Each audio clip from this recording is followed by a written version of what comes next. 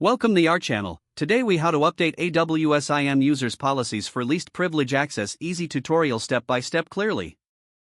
To update AWS IAM user policies for least privilege access, begin by signing in to your AWS Management Console.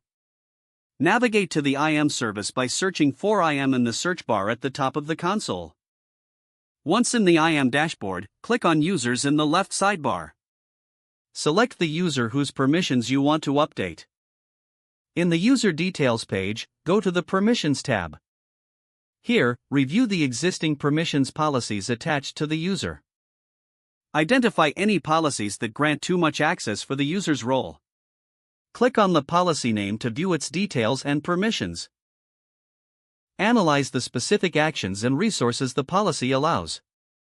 Determine which permissions are essential for the user's tasks. Next, return to the Permissions tab and click on Add Permissions. Select Attach Existing Policies directly to choose a new policy. To create a custom policy, click Create Policy if the existing policies do not suffice. Use the JSON editor or the visual editor to define the new policy with the least privilege principle. Specify only the necessary actions and resources. Once the policy is created, attach it to the user. After attaching new policies, consider detaching any overly permissive policies to prevent unused access. To remove a policy, click the checkbox next to the policy name and select Detach. Review the user's permissions one last time to ensure they align with the least privilege approach. Test the user's access to confirm that they can perform required tasks without unnecessary permissions.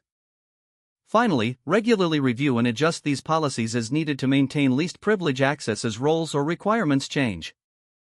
If the page does not load, refresh the browser or try again in a private or incognito window. Make sure you are using the correct email address, then retype it carefully to avoid small typos. If your password is not accepted, use the reset option and create a new strong password you can remember. Check your spam folder for verification or security emails, then complete any requested confirmation steps. Enable two-factor authentication if available to improve account security and reduce unauthorized access risk. After signing in, review your profile details so your contact information and settings are accurate and current. If you see an error message, note it down and try again after restarting your device and internet connection. Log out when you finish, especially on shared devices, to keep your account and payment information secure. If the page does not load, refresh the browser or try again in a private or incognito window. Don't forget to like this video and subscribe to our channel for more step-by-step tech guides.